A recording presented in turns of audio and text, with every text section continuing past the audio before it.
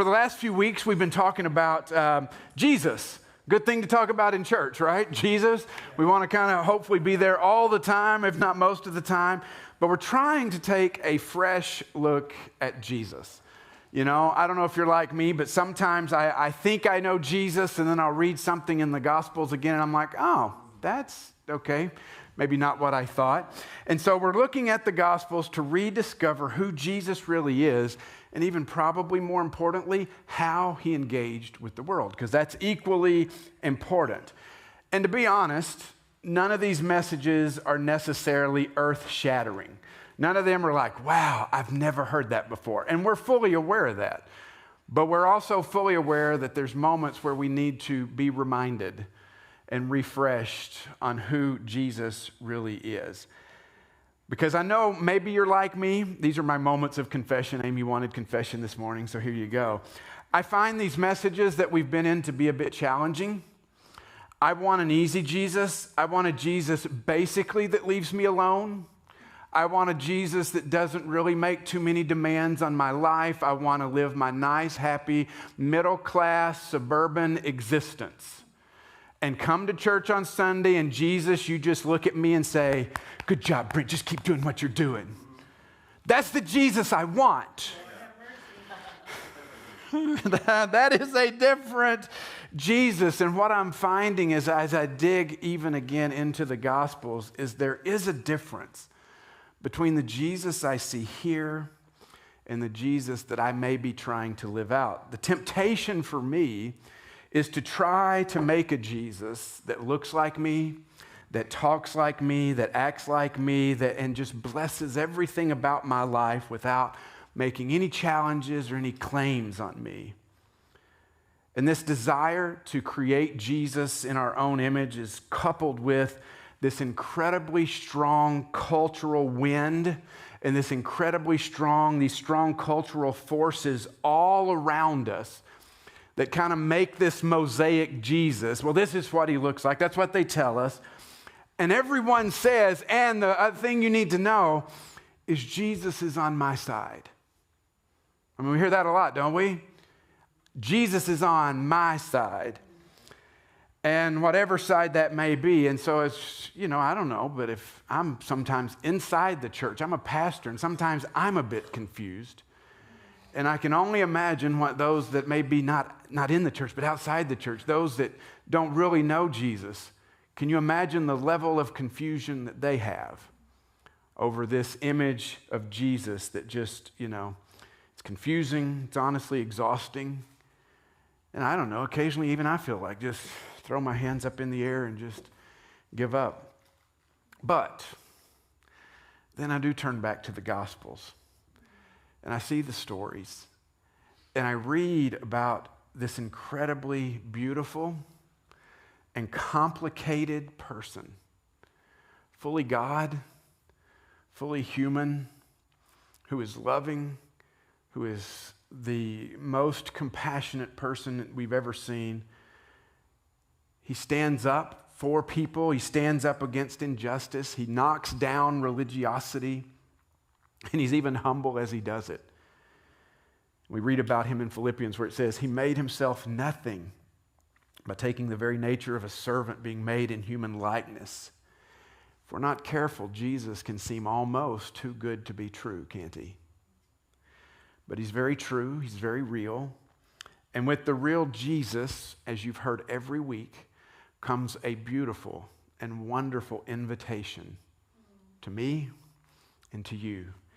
And he says this, he says, come follow me. And when he says, come follow me, it's not just follow me, it's come and see what I do and hear what I say, and then let's sit down together and sit at my feet and apprentice under me. Be my disciples, learn from me so that you can now be a little Jesus in your world. And so far, we've been looking at a lot of the internals of Jesus. We talked about his compassion. That's something driven from inside. We've talked about, his caring for people. We talked about his generosity and how he calls us to this non-idolatry of money. Amy talked last week about his humility and knowing who you are and still being able to serve others because you have nothing to prove. But today I want to turn our attention to something, how these characteristics manifest themselves in our daily lives. Because it's easy to say, I'm compassionate, until we come face to face with somebody that may challenge our compassion. Or maybe we can say, I'm very generous, until we get to a place where we come face to face with somebody that challenges our generosity, because instead of just being generous, we want to judge and we want to say, well, why do you need? What have you done? Or maybe it's come to that humility point where we see power slipping from our hands, control being taken from us, and our first reaction is, oh no, you can't have it, it's mine. And our humility is called into question. Or we're actually putting it out there to see, are we truly as compassionate and humble and generous as Jesus? Now, warning here, I'm going to put some pictures on the screen that may make you a little uncomfortable. Good. So what happens when you come face to face with this? Can you still look like Jesus when facing that? Will we still show love, compassion, generosity, and humility with this next picture?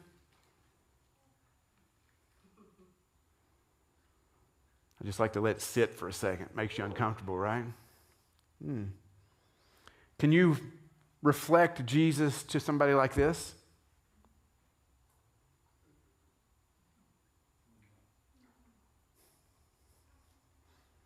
Or what about this? And who can not turn on the news lately and be confronted with this?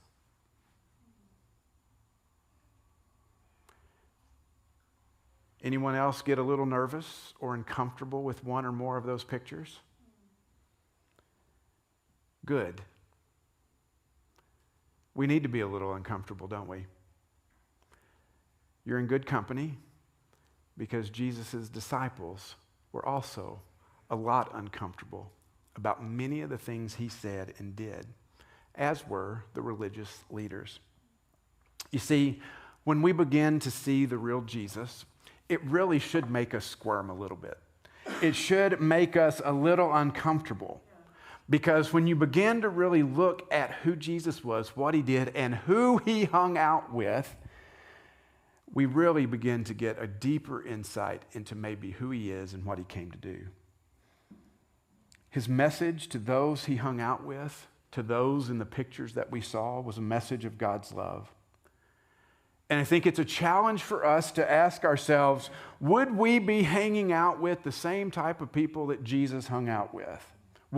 Are we reaching out to the same type of people that Jesus did? Or are we not even open to engaging them in conversation as Jesus often did? I mean, we've already looked at how Jesus treated them with generosity and compassion and humility, but today I want to look specifically at the who. Who did Jesus engage with? And let's figure out, why did Jesus affiliate so much with the outcast? I mean, it would have been easier and probably a lot less dangerous for Jesus if he had simply gone to West Des Moines, Iowa, and bought him a house in a nice little suburban neighborhood and got him a nice little job and just kept his house nose down, and just maybe if he wanted to effect some change, just meet with those in charge and say, hey guys, I've got some ideas, meet with those with status, the upper middle class of his day. If he hung out with them, taught them, if that's where he had started, maybe that would have saved him some trouble. But we don't see Jesus doing that. Sure, he did have dinner at the home of Pharisees at times. Sure, he was hung out with religious leaders. He was in the temple. He was in the synagogues. He was in the places of power occasionally. But Jesus was incredible at being able to run in different circles at different times. And from what we can tell, even though he was in that circle a lot of his time was spent with the undesirables. His teaching seemed to be directed at them. And where do we start with that? We start with the poor. Let's look at a few passages. Jesus began his ministry. I love the story. I think we're going to see this again in the series, but Jesus was in a synagogue and he gets the scroll and it's his day to teach, and he sits down and he quotes from Isaiah in this passage in Luke. It says, "And the Spirit of the Lord is on me because he has anointed me to proclaim good news to the poor." I don't know if you know this or not, but probably 99% of us, that leaves out. What does that mean? Interesting, isn't it? Or a bit later, when Jesus said this in Luke 6, he says, looking at his disciples, he said, "Blessed are you who are poor, for yours is the kingdom of God." I hope Jesus doesn't just stay here, because that may leave some of us out. Or even this beautiful story where he was at the temple, watching the temple treasury one day, and he sits down opposite the disciples where the offerings were being put in, and he watched the crowd putting in their money. It says, "Many rich people threw in large amounts, but a poor widow came and put in 2 small copper coins, worth only a few cents. And he looked at his disciples and he says, 'I tell you, this poor widow has put in more into the treasury than all the others. They all gave out of their wealth, but she gave out of her poverty, put in everything, all she had to live on.'" What is Jesus doing here?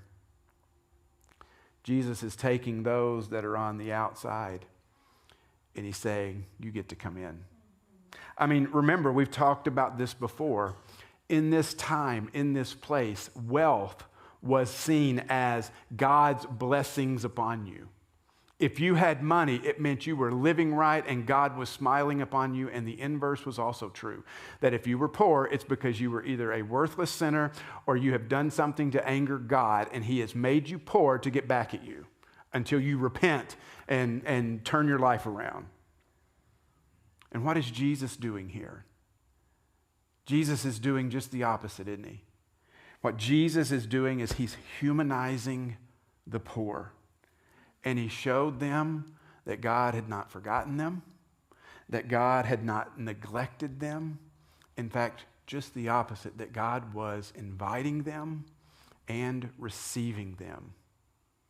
If your whole existence existed around, "I have nothing because God is mad at me," how do you think this message would hit home? Be powerful, wouldn't it? Be powerful. I'll follow you wherever you go. What a powerful message from Jesus. That's not all he did, though. That's not the only group that he came for. Look at this. Look at the children. We love children, right? We ought to. I have to. I have 7 there. I love them all. But in a day and age back then, when children were of no importance, subject to the authority of their elders, they really weren't taken as seriously except as a responsibility, one to be looked after, not one to be looked up to. Jesus takes this other class and says, "You're looking at them all wrong." Look at what he says here in Matthew chapter 19. It says, "Then people brought little children to Jesus for him to place his hands on them and pray for them, but the disciples rebuked them.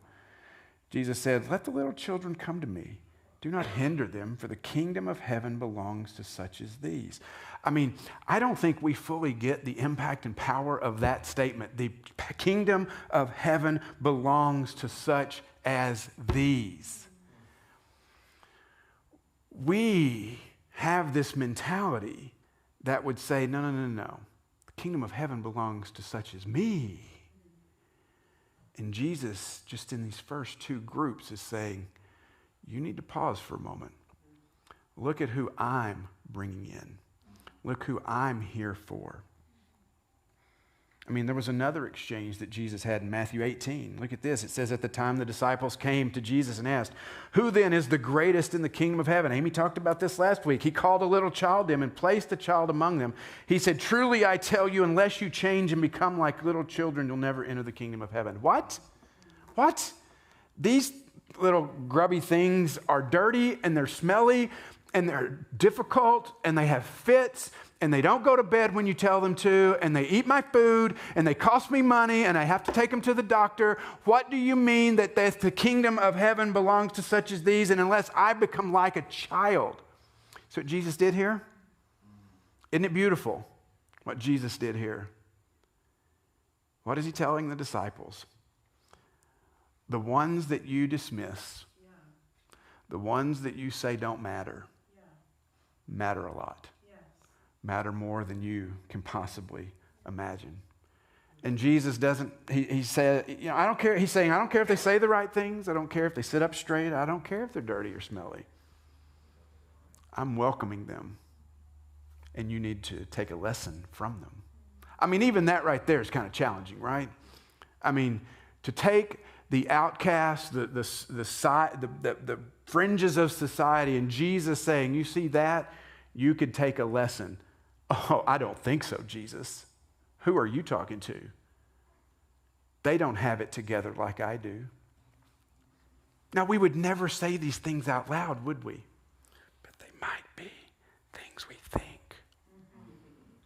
And in our moments of complete honesty, yeah, it might be more accurate. Jesus welcomes the children, and he says, our culture may not see your value, but in my kingdom you are welcome. I will say, just side note here in parentheses, it says, we may have let this pendulum swing a little too far with letting kids control everything, but that's a different message for a different time. We need to find a good, happy middle here, right? What about the unclean? We mentioned that a couple weeks ago in the compassion message. Lepers that Jesus touched, who had failed to have human touch in a long time. The adulterous woman that was caught in the act, the woman at the well. But also, not just those who society said were unclean. What about those who were unclean by their own doing? Have you thought about that? Those who were unclean by their own choices. Those who would have made choices who would put them on the outs with society, like prostitutes, like tax collectors in the day. Not only did Jesus welcome them, he did the most scandalous thing you could possibly do with these individuals. He ate with them. Look at this. It says, while Jesus was having dinner at Matthew's house, many tax collectors and sinners came and ate with him and his disciples. When the Pharisees saw this, they asked his disciples, why does your teacher eat with tax collectors and sinners? One of my favorite stories is Jesus having dinner at the home of a Pharisee. And this woman of ill repute, everybody knew her reputation. And she walks right in. She sits right down at Jesus' feet, and she anoints his feet with her tears and expensive perfume. Just look at the story. It says when Jesus was at the home of a Pharisee, they had dinner. A woman in town who lived a sinful life learned that he was there. She brought this jar of perfume. She stood behind him at his feet weeping. She began to wet his feet with her tears. She wiped them with her hair. She kissed them, and she poured perfume on them. And the Pharisee who had invited him saw as he said, if this man were a prophet, he would know who is touching him and what kind of woman she is. She's a sinner. And Jesus said, I have something to tell you. He says, 2 people owed money to a moneylender, one 500 denarii and the other 50. Neither had the money. He forgave both debts. Which of them will love him more? Well, I suppose the one who had the bigger debt forgiven. Jesus said, you're right. And look at this. Then he turned to the woman and he said to Simon, do you see this woman? I came into your house and you did not give me any water for my feet, but she wet my feet with her tears and wiped them with her hair. You did not give me a kiss, but this woman from the time I entered has not stopped kissing my feet. You did not put oil on my head, but she has poured perfume on my feet. I tell you, her many sins have been forgiven as her great love has shown. I mean, just put yourself in that moment. A good prophet, a godly prophet would have said, don't touch me and make me unclean, you whore. Get out. That was the expectation, wasn't it? I mean, that's why the criticism comes. And once again, Jesus just amazes us, doesn't he? What's he do? He uses it as an opportunity to kind of critique the religious of the day. Well, you didn't wash my feet. You didn't anoint my head. You didn't kiss me as the typical greeting would be when I came in, and here she is. And what's he do? Your sins are forgiven. What? Jesus, once again, just amazes us with what he does. I mean, let's just think for a moment. Who among us would have had this response?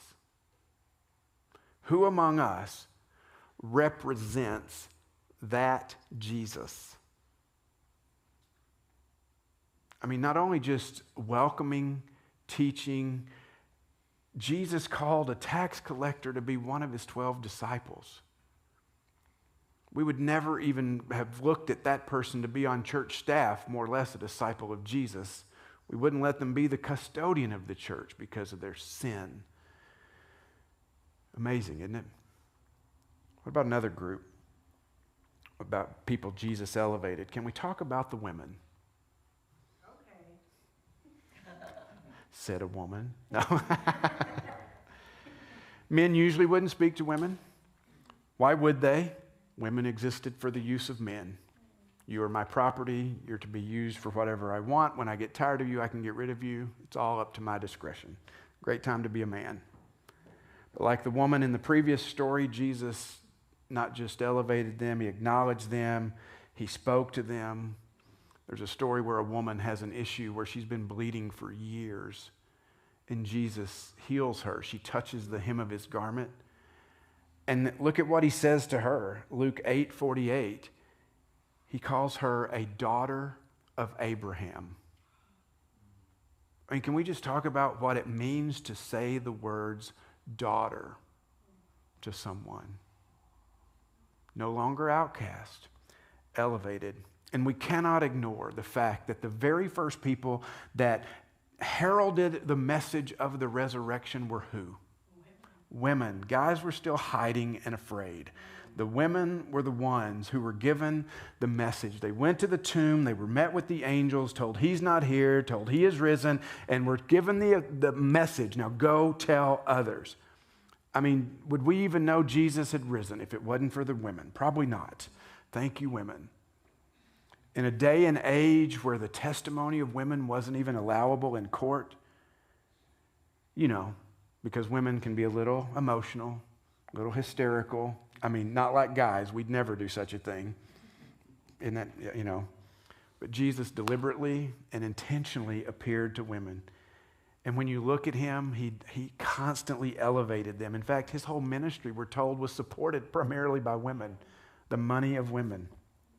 There's one more group we need to look at too, though.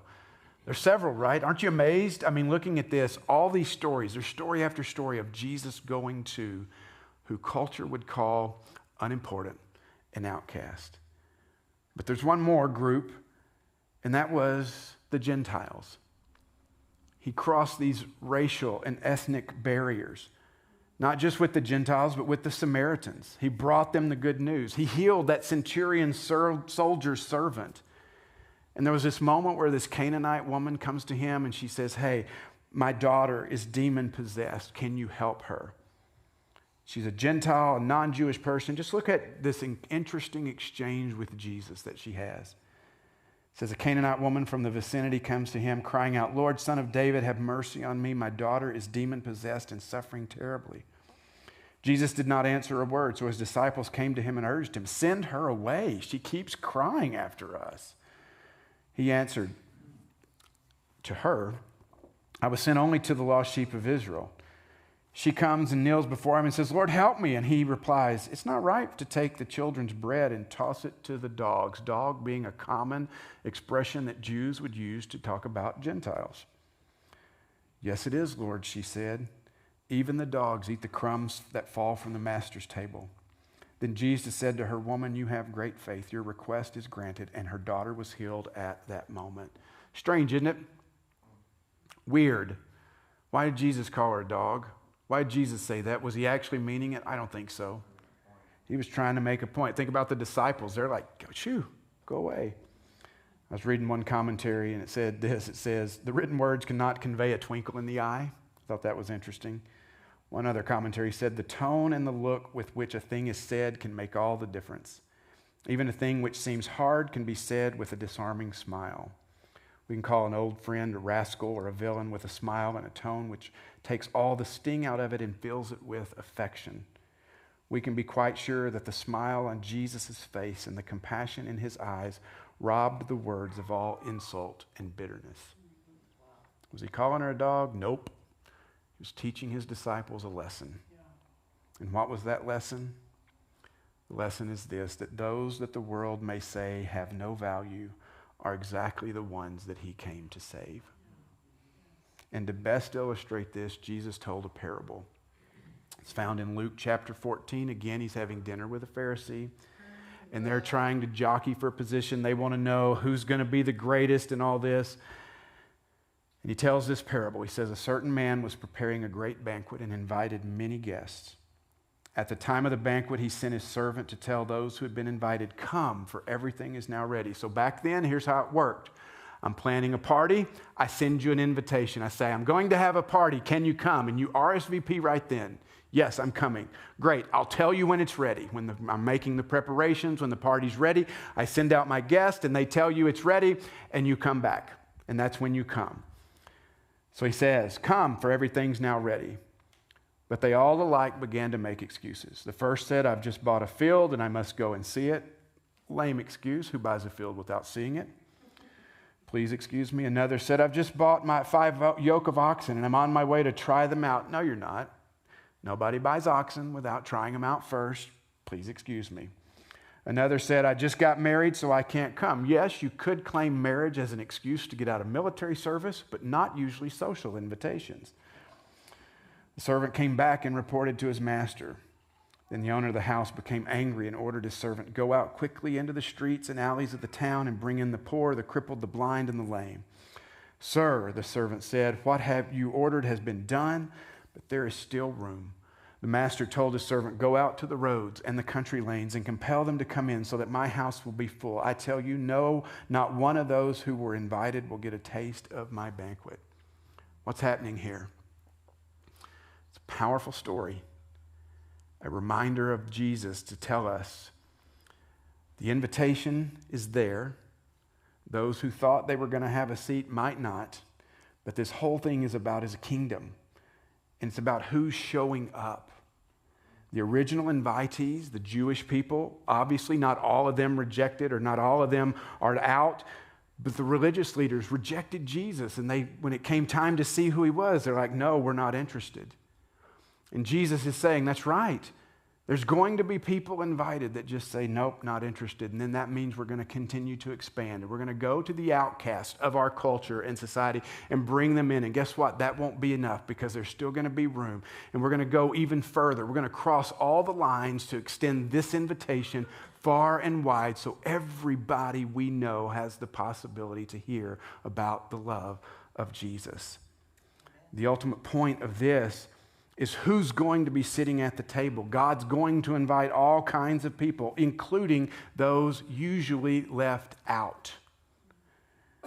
We're called to live out this kingdom principle even today.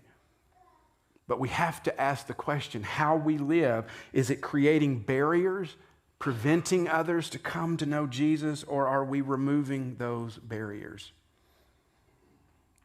Where God is working and who is responding to him might not be where we think it is or with who we think it should be. We're probably going to be surprised, like the people around Jesus were, about who was going to be at that great banquet.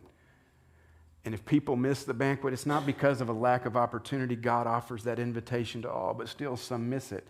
He doesn't force anyone to come. I was reading this week in my studies, and I ran across a pastor who talked about the outcast that Jesus came to. And I thought this was just well said, so I thought I'd just put it out here. He said, you know who Jesus welcomed his family? Jesus loved the easiest people to hate. You think about that? He loved the easiest people to hate. The tax collectors, the sinners. Do we do this? Do we love the easiest people to hate, or as our cultural forces push us, do we see it as an opportunity to just pile on, to create an enemy, to start blasting them in conversation, to wail on them on social media? Before you do that, we probably need to stop. And remember, Jesus loved the easiest people to hate. Another category was simply this: Jesus showed respect to the disrespected. It was a touch, a kind word, eye contact, taking someone who had been kicked by life repeatedly and reminding them that they were made in the image of God, that you matter to me and you matter to Jesus. Jesus was constantly reinstilling respect. And then the last category this pastor mentioned was just simply this: Jesus blessed those who could offer him nothing in return. That's where the kids would fit, the women would fit. And what does that show us? Jesus is not a transactional Savior. You see, the easiest thing for us to do is to judge a book by its cover, or to judge a person by their hair, by their clothes, by their tattoos, by their job, by their car. You see, Jesus saw people for who they were, but also for who they could be in him. And he constantly called people to that possibility. He reminded them that they were not who they were at their worst moments, and he came to give his life for them. And he tells them, and he tells us, you were worth dying for. Why does this seem so difficult today? Why is it easier and often celebrated to demonize others rather than love? Why does it feel like our status is threatened when we try to raise up other people? We don't have to push others down to be built up. Defeating others only makes us all losers. Subjugating others doesn't elevate us, it subjugates all of us. And we've got to realize this. There's a strong cultural push to other people to say it's all about me and people who look like me and act like me, and those are the ones that are in. And Jesus said, you're wrong.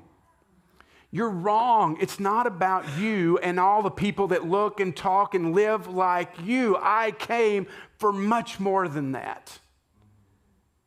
And so what do? We do a couple of things here. One of the things when we're countering this, or we're facing this, is I think one of the things we do is, well, it makes me uncomfortable, so I'm just going to isolate. I'm going to set myself apart. I'm not going to engage. And you know the problem with that is that isolation does a few things to us. It creates greater divides. It makes us suspicious. It reinforces stereotypes, and it moves us to behave in awful, terrible ways that we never would before, with such spite. If we don't move to isolation, we move to tribalism, which we just surround ourselves with people like us. And that's not the answer either, because you know what it does? It puffs us up with pride. It creates enemies out of others. It justifies prejudice and builds wall. It builds the entire walls that Jesus came to tear down. I read this question this week, and I thought it would be a good way to end. Who does the world hate that Christ has called us to love? You see, Jesus was about the outcast. Spent a lot of time there. Why? Because those are the people who feel like Jesus has nothing to do with them. Those are the ones that feel like Jesus could never love me. And they need us to step alongside and just show them and demonstrate the love of Jesus. Are we willing to be seen with them, eat meals with them, call them our friends, or do we care more about others, what others might think about us? Well, what if they see us together? I mean, I might have to sacrifice a little bit of my dignity to be like Jesus. We wouldn't say that out loud either, but I wonder if sometimes we think that. Are we pursuing the same people that Jesus pursued? Are we demonstrating to them, you are made in the image of God, and Jesus died just as much for you as he did for me? Who does this world hate that Jesus has called us to love? Let's pray. Father, thank you. Maybe not thank you. This is a challenging message, Lord, and I don't like it. I want to sit in my nice, comfortable suburban house, and I don't want to be faced with stepping out. But Jesus, you demonstrated a love that just is almost incomprehensible to me. A willingness to cross barriers that I don't know that I'm willing to cross all the time. But I know if I want to be like you, if I want to sit at your feet, you're going to call me, you're going to move me into these places, God, of uncomfortableness. You're going to ask me to step out of my comfort zone and into a world that looks very different than what I'm used to. You're going to call me to be the hands and the feet of Jesus to the most despised, the most rejected. And I'm going to be tempted to say, well, you're there because it's your fault. And I never see Jesus saying that. I see him encountering people who, when they see him, they know who they are. And in that moment, he's able to say, your sins are forgiven. Now go and sin no more. God, can you help me to have that heart? Can you help me to not get sucked into a tribalism or an isolation that separates me from others, that God, you compel me to go forward and to demonstrate that love. Jesus, you're challenging me today, challenging me a lot. Thank you.